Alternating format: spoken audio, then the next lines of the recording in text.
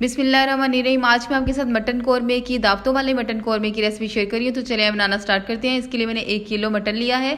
1 चम्मच लहसुन अदरक की पेस्ट का भरकर इसके अंदर शामिल कर दिया है। साथ ही एक मीडियम प्याज इसके अंदर शामिल कर दिए। आधी कटोरी के करीब इसके अंदर दही शामिल कर दिया। यहाँ पे मैं इसकी मैरिनेशन करने वाली हूँ। साथ ही इसके अंदर थोड़े से स्पाइसेस ऐड कर रही हूँ, जिसमें 1 टीस्पून जो है मैंने सुरख मिर्च ऐड किए हैं, आधी टीस्पून मैंने यहाँ पे हल्दी ऐड किए हैं और आधी टीस्पून ही मैंने यहाँ पे नमक का ऐड किया है।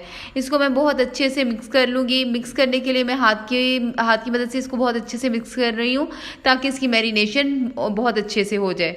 तो इसको अच्छी तरह मिक्स कर लेने के बाद इसको किसी भी प्लास्टिक रैप के साथ या किसी भी बर्तन के साथ इसको अच्छी तरह ढाँप के रख दें और इसको तकरीबन 2 घंटे के लिए इसको मैरिनेट होने दें।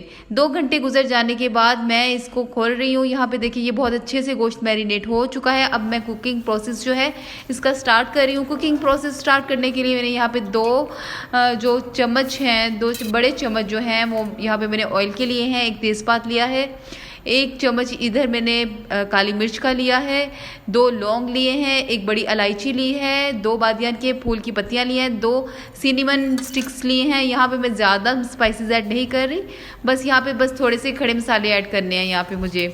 तो जैसे ये थोड़े से फ्राई होना शुरू हो जाएंगे तो साथ इसके अंदर मैं प्याज ऐड कर रही हूँ। तो यहाँ पे मैंने तकरीबन 3 बड़े प्याज लिए हैं। इसको क्योंकि मैं यहाँ पे ग्रेवी वाला मटन बना रही हूँ, ग्रेवी वाला कौरमा बना रही हूँ, तो मुझे यहाँ पे प्याज थोड़े से ज़्यादा चाहिए थे। तो यहाँ पे 3 अदद बड़े प्याज लेने के बाद मैंने इसको थोड़ा सा फ्राई किया है। प्याज का थोड़ा सा हल्का कलर आने के बाद इसके अंदर 1 चम्मच भर कर मैंने लहसुन अदरक की मज़ीद शामिल कर दी है। 1 चम्मच मैंने पहले इसकी मैरिनेशन में शामिल की थी और 1 चम्मच लहसुन अदरक की मैं इसके मसाले की कुकिंग के लिए इसमें शामिल कर रही हूँ। साथ ही मैंने जो इसकी मैरिनेट किया हुआ मटन है इसके अंदर अब मैं इसको शामिल कर रही हूँ। तो यहाँ पे मैं इसके मटन को शामिल करने के बाद इसको अच्छी तरह थोड़ा सा कुक करूँगी। इसका कलर आने तक इसको अच्छी तरह पकाऊँगी। यहाँ देखिए मैं इसको अच्छी तरह कुक कर रही हूँ। इसको मैंने जब हिलाया तो इसका लाइट सा कलर जो है वो चेंज होना शुरू हो चुका है। तो यहाँ पे हमें इसका बिल्कुल कलर चेंज करना है और इसके पानी को भी ड्राई करना है।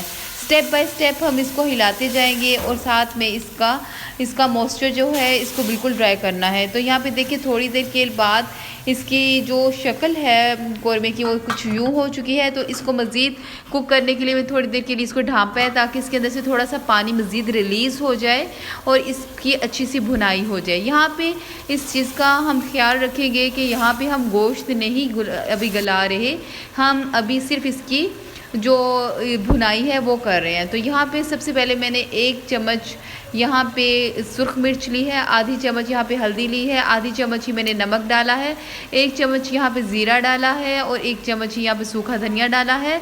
और ये इसके बाद इसको मैं अच्छी तरह मिक्स कर रही हूँ। तो यहाँ पे जो स्पाइसेस हैं इसको इसलिए मैंने ज़्यादा नहीं रखे क्योंकि इतने ही स्पाइसेस मैंने मैरिनेशन में भी यूज़ किए हैं, तो इस वजह से मैं स्पाइसेस को थोड़े से कम यहाँ पे रख रही हूँ। तो इसको अच्छी तरह ढाँप के इसको थोड़ी देर बाद इसको हिलाते जाएंगे और साथ साथ इसको पकाते जाएंगे। यहाँ पे देखिए इसका काफ़ी हद तक जो ऑयल है वो रिलीज़ होना शुरू हो चुका है। अब ये इसकी भुनाई बहुत अच्छे से हो चुकी है।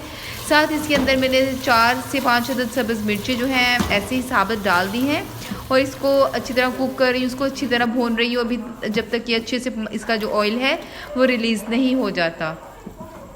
यहाँ पे देखिए ऑयल बहुत अच्छे से रिलीज़ हो चुका है। अब हमारी जो कौरमा है उसकी जो तकरीबन 50% जो कुकिंग है वो तकरीबन कंप्लीट हो चुकी है, लेकिन अभी हमने इसको गलाना है। इसको गलाने के लिए हमें पानी चाहिए।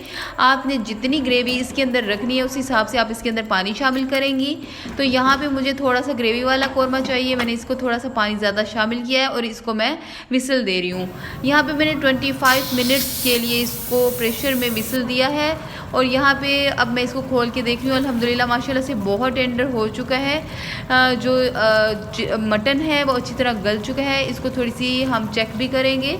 यहाँ पे मैं इसको चेक कर रही हूँ, इसको फोक की मदद से इसको तोड़ के देख रही हूँ। ये अल्हम्दुलिल्लाह बिल्कुल गल चुका है और ये बहुत सॉफ्ट हो चुका है। تو یہاں پہ جتنی ہمیں ریکوائرڈ ہے گریوی کی ہم اتنی رکھیں گے، باقی جو پانی ہے اس کو ہم تھوڑا سا پکا لیں گے۔ تو یہاں پہ آپ دیکھیں جو پیاز کے جو ریشے تھے وہ بھی سارے ڈیزولو ہو چکے ہیں، جو گریوی ہے ایک دوسرے کے ساتھ بہت اچھے سے مکس اپ ہو چکی ہے۔ تو یہاں پہ ہمارا قورمہ بالکل ریڈی ہے۔ تو تھوڑی سی گارنش کرنے کے لیے اس میں سبز دھنیا ایڈ کری ہوں۔ تو الحمدللہ بالکل قورمہ جو ہے بالکل ریڈی ہے۔ اگر آپ کو میری ریسیپی پسند آئے تو لائک کریں، سبسکرائب کریں، دوستوں کے ساتھ شیئر کریں۔ تھینک یو، اللہ حافظ۔